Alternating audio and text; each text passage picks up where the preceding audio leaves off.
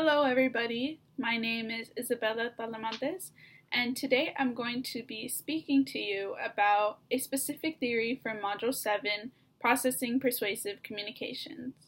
I chose to focus on the theory of the cognitive response approach, and this asserts that our own mental reactions to a message play a big role in the persuasion process, even more important than the message itself. So my experience with this approach occurred during the 2018 Senate race, specifically between Beto O'Rourke and Ted Cruz. I already had an idea of who I wanted in my mind because of preconceived ideas of both. And so whenever I was approached by people campaigning from both sides, they would try to persuade me to vote for their candidate.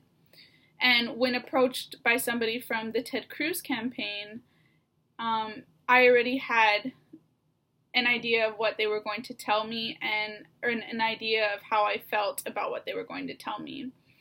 And so whenever they came up to me and they presented their arguments for him and presented policies that he wanted to uphold and his own opinions and thoughts about certain things, I was combating whatever they were saying with other arguments in my mind. So I was counter-arguing whatever they were telling me, and I had already had a negative opinion of him, and so in the end their persuasion failed.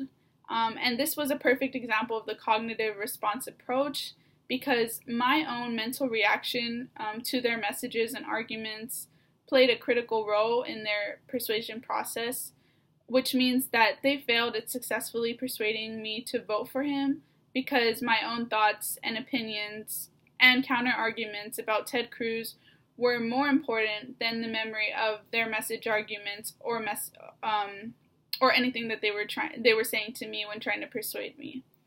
So after this, I learned that the cognitive response approach is something that I use a lot of times. I use it whenever I'm arguing with somebody or whenever somebody is trying to persuade me to do something.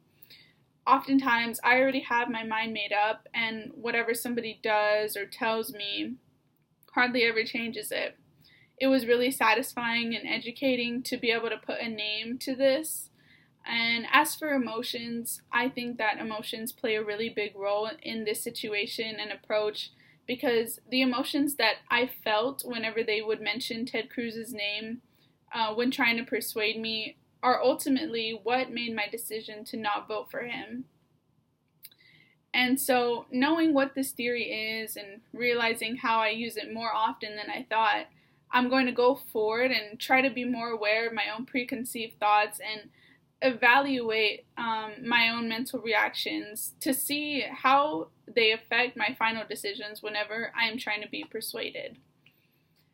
I gained a lot of new realizations about persuasion. Knowing about this theory is going to help me be a better persuader in the future, because whenever I'm presenting my own arguments and messages to somebody, I will keep in mind that they have their own mental reactions to whatever I'm saying, and keep in mind that they're coming up with counter arguments to whatever information I'm presenting to them. And knowing about the cognitive response approach is going to allow me to combat those negative opinions or counter arguments with positive messages and my own rebuttal to their arguments.